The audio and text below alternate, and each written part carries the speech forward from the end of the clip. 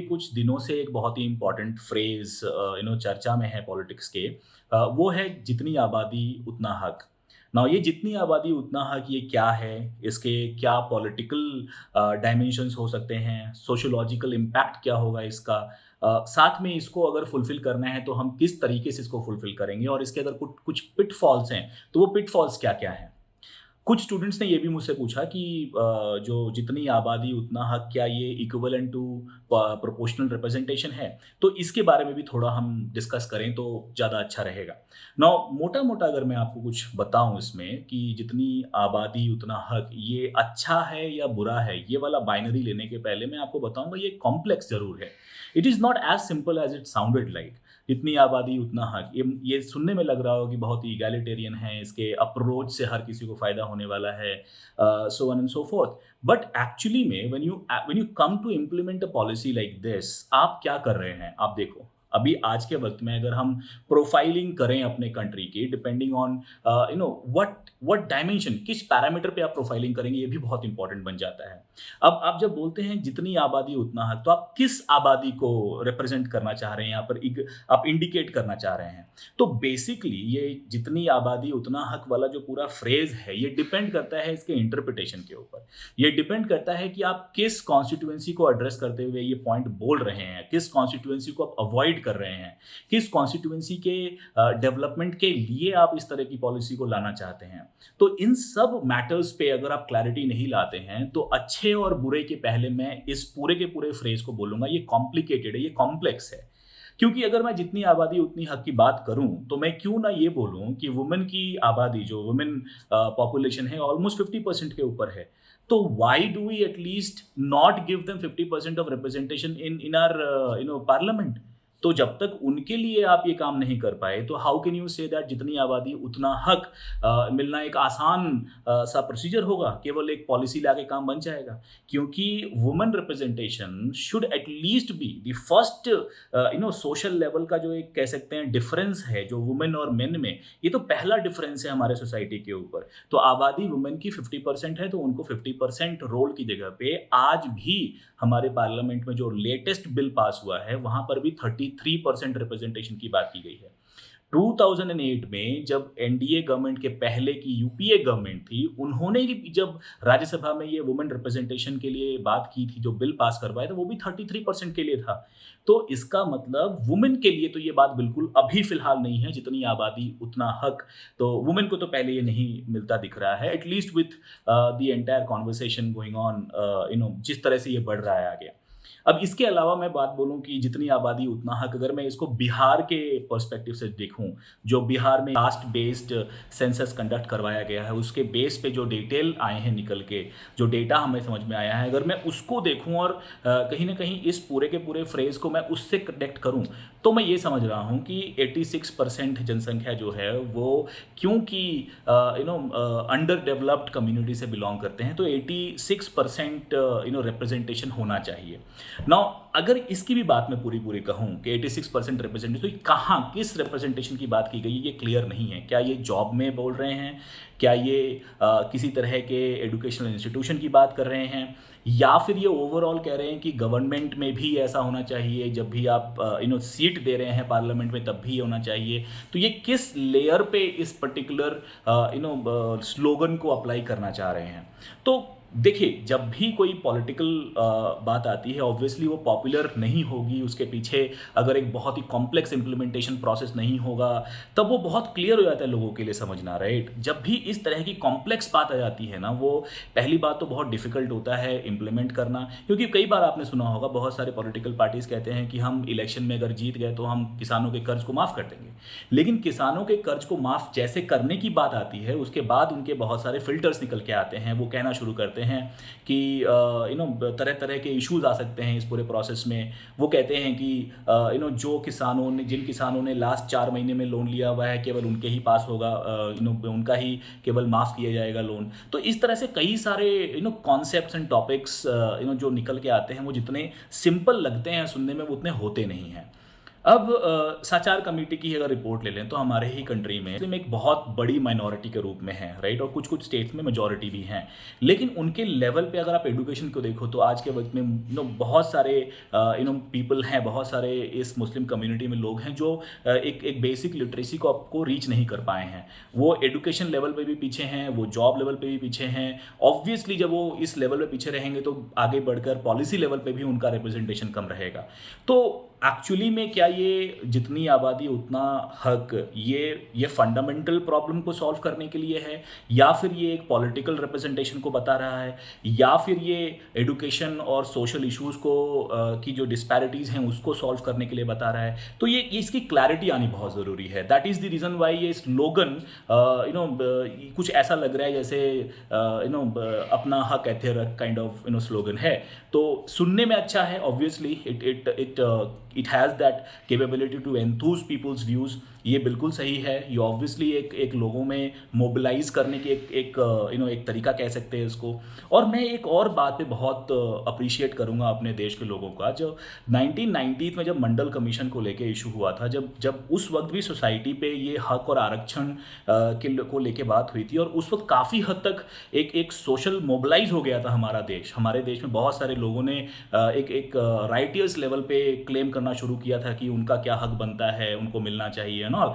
लेकिन आज का जो समय है, आज के समय में पब्लिक भी बहुत हद तक पढ़ी लिखी है, और रेस्पॉन्स ऑफ पब्लिक ये बताती है कि एक्चुअली में वो बहुत ज़्यादा मूव नहीं हो रहे हैं किसी भी तरह के पॉलिटिकल स्लोगनियरिंग से। तो पॉलिटिकल स्लोगनियरिंग अपनी जगह पे रहेगा। सबको पता है कि आने वाले समय में पॉलिटिकल इलेक्शंस जब भी होते हैं एक जुमलेबाजी चलती है, और खुद पॉलिटिकल पार्टीज इसको एक्सेप्ट करते हैं कि इलेक्शंस के वक्त में एक जुमलेबाजी का एक माहौल रहता है। तो लोगों ने भी उसको उसी तरह से लेना शुरू किया है, और people actually require kind of response. People need clarity of execution. आज के वक्त में इतनी आसानी से कोई कुछ बोल के निकल जाए, ये होना मुश्किल है ना। जहाँ तक बात आती है जितनी आबादी उतना हक, ये अच्छी बात है, बट इसको आप किस लेयर पे इंप्लीमेंट करोगे, फिजिबिलिटी कहाँ पर है, और इंटेंशन ऑफ गवर्नमेंट क्या है? क्योंकि intention of government with respect to women representation bill तो डेफिनेटली ये ना यूपीए में थी, ना ये आज बीजेपी में दिखाई दे रही है क्लियरली। हो सकता है आने वाले समय में ये दोनों गवर्नमेंट वुमेन को सबसे पहले प्रॉपर रिप्रेजेंटेशन दें, उनको उनकी आबादी का प्रॉपर रिप्रेजेंटेशन उनके इलेक्टोरल प्रोसेस में आए, तो वो सबसे पहला एग्जाम्पल होगा हमारे लिए देखने के लिए। एंड लार्जली जब बात आती है social benefit and social good की, तो political party somehow have to follow in line, because directive principles of state policy उनको यही कहता है कि आपको वीकर सेक्शन के लिए, आपको पिछड़े हुए वर्ग के लिए, आपको उनके लिए जो कॉन्स्टिट्यूएंट रहित हैं या फिर कॉन्स्टिट्यूएंट लेस हैं, ऐसे लोगों को आपको हेल्प करना है। वो वुमेन मेन के अंदर पैरिटी को डिस्पैरिटी को कम करना है और पैरिटी बढ़ानी है। इन सब चीज़ों का उल्लेख हमारे कॉन्स्टिट्यूशन में है। So political parties are bound to follow DPSP, उसके प्रिंसिपल्स को। तो ये होने वाला है आने वाले समय में। ना बात करते हैं एक दूसरे एक पॉलिटी के कॉन्सेप्ट की, एक फ्रेज की, प्रोपोर्शनल रिप्रेजेंटेशन। ना प्रोपोर्शनल रिप्रेजेंटेशन एक क्लियर कट इलेक्टोरल रिफॉर्म या इलेक्टोरल सेटअप को बताता है। जिस तरह से जितनी आबादी उतना हक, ये क्लियर कट किस डायमेंशन में आ रहा है, वेदर इट इज पॉलिटिकल और एजुकेशनल और सोशल और जॉब और एम्प्लॉयमेंट रिलेटेड, ये जब क्लैरिटी नहीं है इसमें।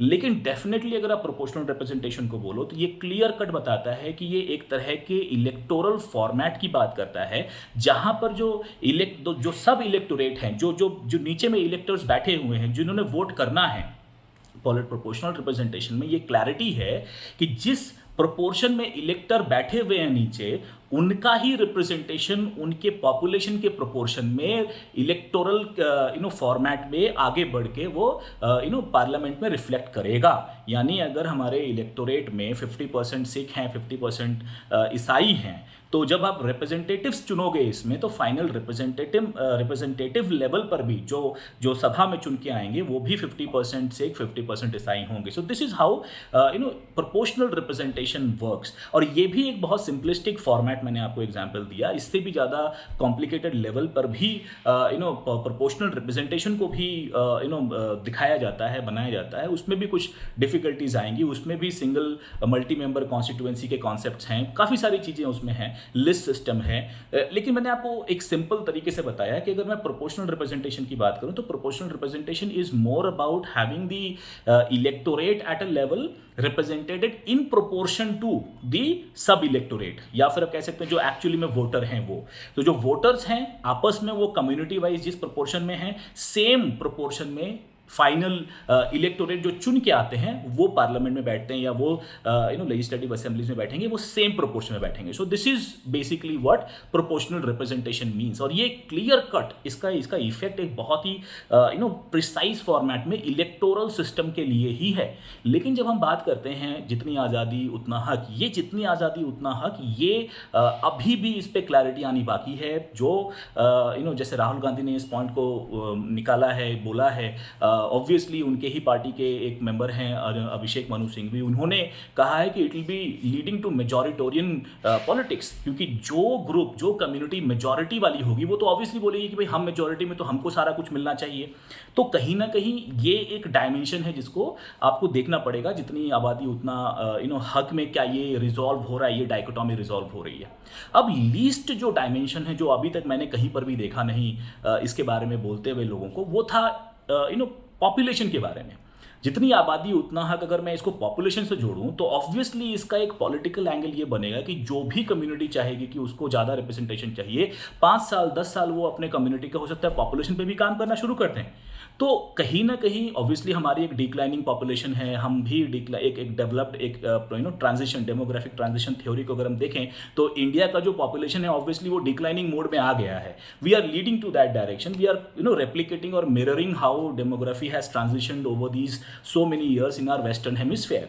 नो ऑब्वियसली हम जा रहे हैं, बट इसमें भी अगर हम देखें तो कहीं ना कहीं हम बहुत बड़े पॉपुलेशन लेवल पे हैं। इंडिया वर्ल्ड की लार्जेस्ट पॉपुलेशन वाली कंट्री बन चुकी है, और जितनी आबादी उतना हक जैसे जो स्लोगन हैं, कभी भी अगर मिस इंटरप्रेट करना हो, लोगों को अगर भटकाना हो, तो इनका एक अलग इंटरप्रिटेशन पॉपुलेशन एंगल पे भी हो सकता है, जिसको अलग तरीके से इंटरप्रेट किया जा सकता है। सो बेटर ये होगा कि अच्छा और बुरा, अगर मैं अच्छे पॉइंट की बात करूं तो ऑब्वियसली हमारे देश में जैसा कि बहुत अच्छा एक डेटा दिया था राहुल गांधी ने, उन्होंने कहा था कि केवल 3% जो टॉप सेक्रेटरीट लेवल पोजीशंस हैं वो ओबीसी के पास हैं, और वो टोटल बजट का केवल 5% ही कंट्रोल कर पा रहे हैं। तो ये एक बहुत ही इंपॉर्टेंट एंड सिग्निफिकेंट डेटा है जिसको देखना चाहिए। It requires correction both socially and employment wise as well. Obviously OBC community should be given more say in deciding upon what kind of policy they require, what are the social changes, what are the economical benefits, and what are the wrongs that they want to correct. तो ये उनके हाथ में बिल्कुल होना चाहिए. So this is where the correction requires. Now for this kind of correction to happen, जितनी आबादी उतना हक वाले स्लोगन को how do we use it?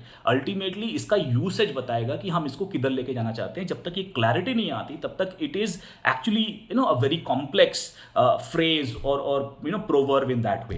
Now अब देखना है हमको कि किस तरह से इस पे पॉलिटिक्स बनती है, कैसे ये काम करते हैं. But obviously proportional representation is much more clear than जितनी आबादी उतना हक. ये दोनों को अगर मैं कंपेयर करूँ तो proportional representation is specifically looking at the electoral reform, the electoral setup और format of a certain kind. लेकिन जितनी आबादी उतना हक, क्या ये इलेक्टोरल के लिए है, क्या ये सोशल चेंज के लिए है, क्या ये इकोनॉमिक अपलिफ्टमेंट के लिए है, क्या ये एम्प्लॉयमेंट को देख रहा है, क्या ये मतलब ये अभी भी पूरा इस पे क्लैरिटी आनी बाकी है. पिटफॉल्स की बात करूं तो इसमें कुछ पिटफॉल्स भी हैं, जैसे एम्प्लॉयमेंट आप देना चाहते हो बट पॉपुलेशन को आप किधर लेके जाना चाहते हो. So what is the policy vis-a-vis population when it comes to certain kind of slogan like this. South India, PM Modi ने सदर्न इंडिया के बारे में भी बात कही कि ये जो स्लोगन है कहीं ना कहीं सदर्न इंडिया के अगेंस्ट में है. नाउ अगर हम इसको समझे तो वो कैसे है, आप समझो कि दैट 15th फाइनेंस कमीशन का जो टर्म ऑफ रेफरेंस था वो क्लियरली यही मेंशन कर रहा था कि जो सदर्न इंडिया को जो डिस्पैरिटी या जो प्रॉब्लम हो रही है विथ रिस्पेक्ट टू जो पॉपुलेशन डेमोग्राफी जो चेंज हो चुका है पूरे कंट्री में, उसको कैसे हम बैलेंस आउट कर पाएं. नाउ आप समझो दैट 1971 के बाद से किसी भी तरह का डिलिमिटेशन एक्ट नहीं आया. क्यों नहीं आया? इसका कारण यही था दैट 1971 तक ये देखा गया कि सदर्न इंडिया के जितने सारे स्टेट्स थे उन्होंने पॉपुलेशन कंट्रोल की जो पॉलिसी अपनाई वो इतनी सुंदर थी कि उन्होंने अपने पॉपुलेशन को एक लेवल पे स्टैग्नेंट कर लिया. लेकिन वहीं मैं कंपेयर करूँ नॉर्दर्न इंडिया के कुछ स्टेट्स में, तो वहाँ पर जो पॉपुलेशन की जो बढ़ोतरी हो रही थी, जो इंक्रीज़ हो रहा था, जो टोटल फर्टिलिटी रेट था, वो बहुत ज़्यादा था। तो रिप्लेसमेंट लेवल के बहुत ज़्यादा था नॉर्दर्न इंडिया में, और काफ़ी हद तक बैलेंस आउट हो गया था टीएफआर का इन सदर्न इंडिया।